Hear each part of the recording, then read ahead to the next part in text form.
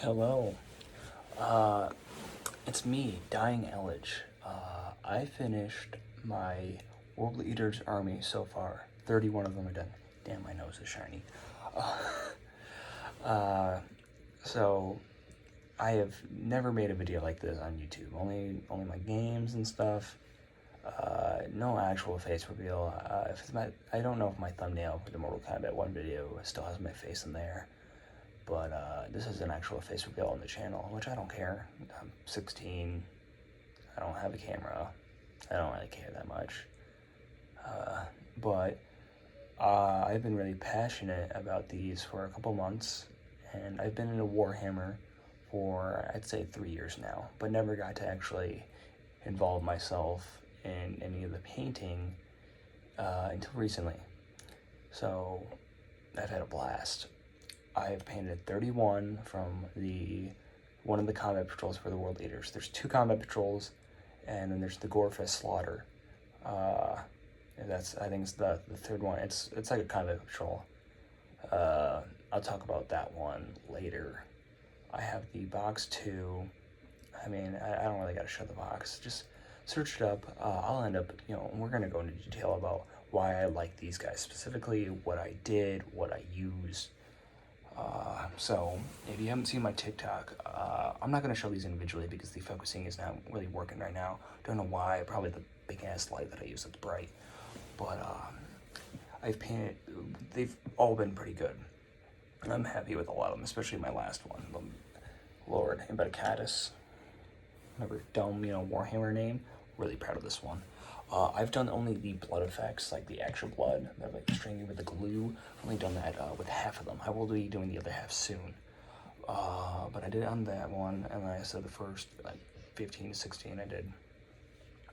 So the order of these, I didn't do all Space Marines and then all the Jackals. I did 1, 2, 3, 4, and then this one is 5. This Jackal, and then just the order. You get it. They're in order of what I painted.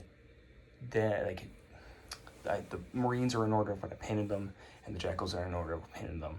But these aren't completely in order because it'd be, Jackals in certain areas and Berserkers in different areas. So if any of my friends are watching, or anyone that's curious about Warhammer that doesn't know anything about these Space Marines and why I picked them, may be confused why I did, because they're a little different than other Space Marines. See, what really interested me was first I wanted to get some Salamanders, which, if you don't know, are the kindest Space Marines. They're about like the closest you can get as good guys in Warhammer, because they're still Space Marines and really nice. They have unique appearance. They have green armor. My favorite color is green. They have charcoal black skin and red glowing eyes, and they love fire, which is very interesting. And their Primarchs are the leaders of Space Marines. The main legions, main groups. Vulcan is an absolute huge-ass man. These Space Marines are, with the Primaris stuff, are 8.5 feet tall, that range. And Vulcan, is way much bigger than that, even bigger than, from some different stuff, it's said that he's the biggest Primarch. And then I've heard other people say it's Magnus, so it varies. And then the Black Templars, which Templars, if you don't know anything about, knights and shit from the medieval ages, pretty religious, but there's no Jesus, so they're religious towards, in Warhammer, they're religious and very, zealots to the Emperor. So they're, very, which I feel like these are, kind of basic, even though they're very good. It's because, a lot of people like them for those attributes, Black Templars and Salamanders. That's why I got bored one day and made my own Space Marine chapter with both of them combined. But World Eaters are very tragic. That's why I like them. And because, they seem like crazy psychopaths, because they are, that want to murder everything, but there is a deep meaning behind them. So their Primarch Angron, the name Angron makes him seem, very fucking angry, which is very, self-explanatory. The Primarchs were launched by the 4 Chaos Gods in a different random different planets throughout the galaxy. So, to make it, fun and annoying towards the Emperor. So all 20 of them went ahead and got scattered. Angron went ahead and landed on a planet called New Syria. And he was attacked by Eldar, space elves, when he was just a baby. He was not even that old. And he was still very large because they were genetically modified, so he was basically the size of a grown man already. And he killed all of them, but he was wounded. And there's some, it's different, they just, were, one of the reasons that I've heard and read that it was because, they saw what he was going to become. So, after he was injured, around the bodies, some slavers appeared and saw him. If he wasn't injured, they probably would have left him alone, but they saw this boy that was massive, and thought, they could make some money off of it, because New Syria is like, has very rich areas full of, militaries and stuff, and then they have very poor areas. And the poor people will go to gladiator pits, spend their money, try to, bid and, fight on fights in the gladiator pits. So the slavers took Angron and sold them. And obviously that's not very good for a child. So it gets even it even gets worse. So the slaves would fight against each other, and Angron even had an ability where he could become like an empath. He could feel people's emotions and help with it. But after a while, he had a father figure. And they fought some Ogrins together, and they were very enraged. I'll get to why they were. It's my dog.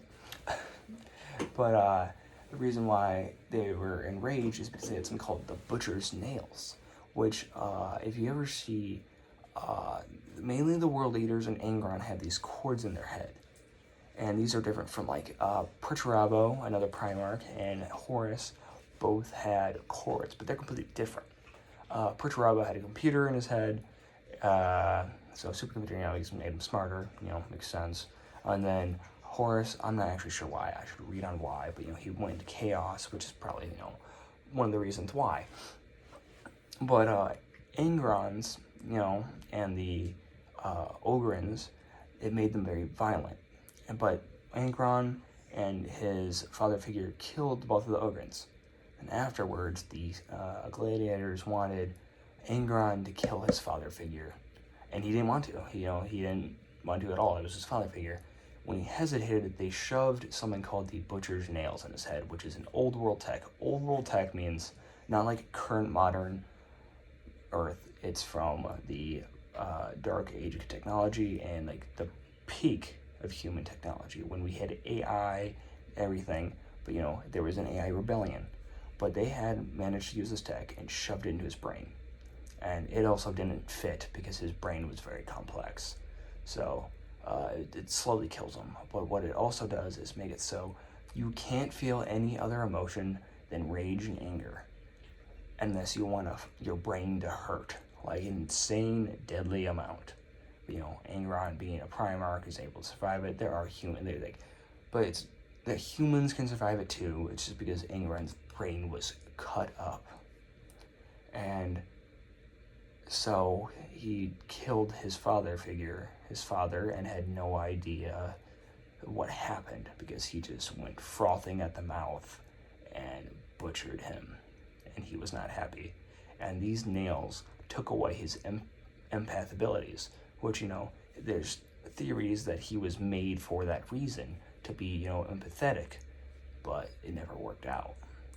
So Angron managed to actually eventually build the rebellion and break out. If it was just him, even though he's a Primarch, it's very hard when they do have very high technology militaries.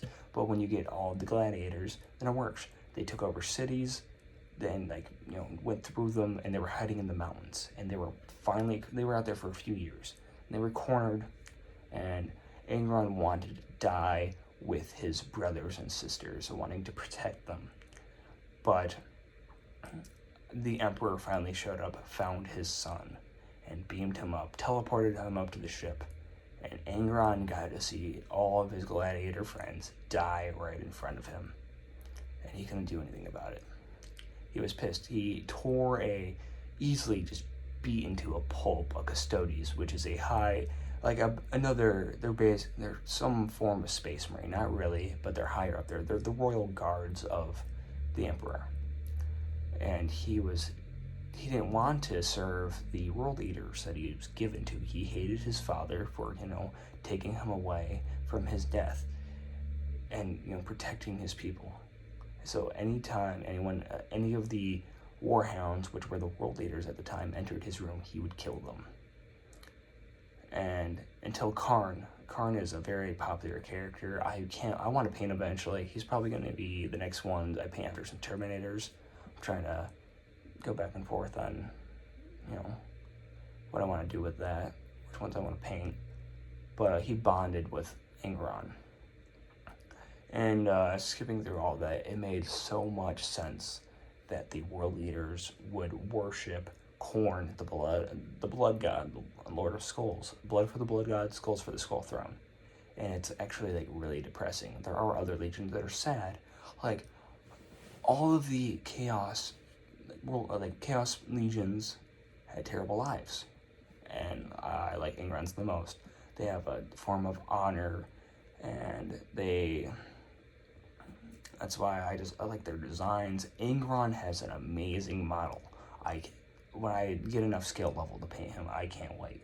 Because Ingron's a big demon-ass dude. Yes, he eventually becomes a demon Primarch, Demon Prince Primarch. When some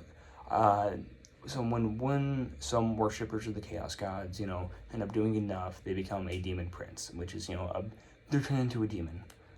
And Ingron being a Primarch, becoming a Demon Prince is a little, crazy.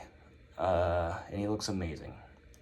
If you're interested in any world leader stuff, there's a video of a guy that did some voice acting, where it was him arguing against and yelling with Robute Guilliman, the Primarch of the Ultramarines.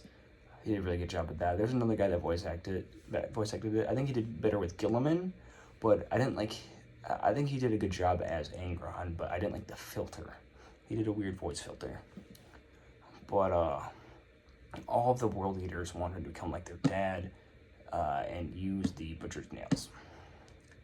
That's the big reason why I like them. Tragic backstory, and they're badass. But in future models, I'm definitely going to be painting Terminators first. Not the Exalted A-Bound, those are actual world leader separate Terminators. But I mean the Chaos Terminator Squad I'm going to be painting, the world leaders, because I want some normal Terminators first. Then it's going to be a tie. I'm trying to debate if I want to paint a Hellbrute, Karn, or Hellbrute, Karn. There's another one. I don't remember. That's the issue. Damn it. But then I want to get the other combat patrol, because that is the Demon Prince and the Executioner. Because that specific world leader's Demon Prince, you can't get it on your own. You can get the Executioner though, but it's another $170. This shit's expensive, and then the Gorefest Slaughter has a new model, which I'm pissed about, because they were calling this the Year of Chaos, and world leaders only got one model, and the Space Wolves, they're cool, but they're a loyalist legion, and they end up getting 8 cool ass models. They get the Chapter Master, the Great Wolf. He gets his own model. It's awesome. A whole bunch of Terminators. That annoys me. We get one good model though. He does look pretty sweet, I'm gonna be honest. Yeah, that one is $240. Comes with him. You can't get him on his own. You can only get him through that. Comes with him and all the Exalted A-Bound, which I'm fine with. The only downside is, especially with the other combat patrol, I'm gonna have a lot of Jackals. Jackals are cool. With humans that worship Khorne. Downside, I want just, some other characters. Some other models. If you're curious what paints I used none of the official, I used 3 official Citadel paints, Warhammer paints. I used Grey Seer, which I used after I primed them to get them gray, so then I can just paint everything. Agrax Earthshade, which is used for dirt, kind of on roots and rocks and stuff. And then Nuln Oil, which is used for like shading and stuff, and I used it on some of the brass. So when it comes to the other colors, I used Army Painter speed paints. Army Painter is what I used from a local store because they dry fast. I didn't want to thin out the paints. Slaughter Red I used for the main, armor. Golden Armor for the trims and gold, and like the symbols and shit. When it comes to gold, golds I used Golden Armor, and then Glittering Blue I would use for like bolter casings and stuff, and some other little bits that would be gold. Blood Red, obviously. When it came to skin tones, Peachy Flesh and Warrior Skin. I would sometimes mix, Warrior Skin with, not Warrior Skin. Peachy Flesh is a more whiter skin tone, and then Warrior Skin is a more black skin tone. And I would use Peachy Flesh with the model color, straight up white, with a little bit of the Peachy Flesh, get it almost more like my skin tone.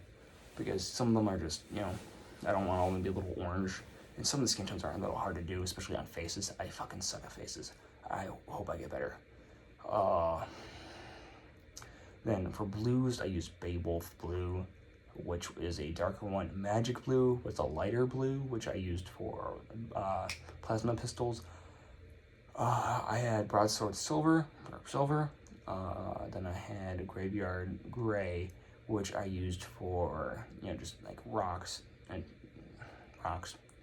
Leathers, I used hardened leather for usually more like straps on stuff, sometimes belts, and then like handles, like the leather. And then I used Satchel Brown for, satchels. What else would I say? I used green, I used Orc Green, different orc, but not these orcs. Different orc for green eyes. And then on the pauldron, new grenades, I'd mix it with a holy white, which is a grayish white to get the good grenade color. Pallid Bone for skulls and stuff.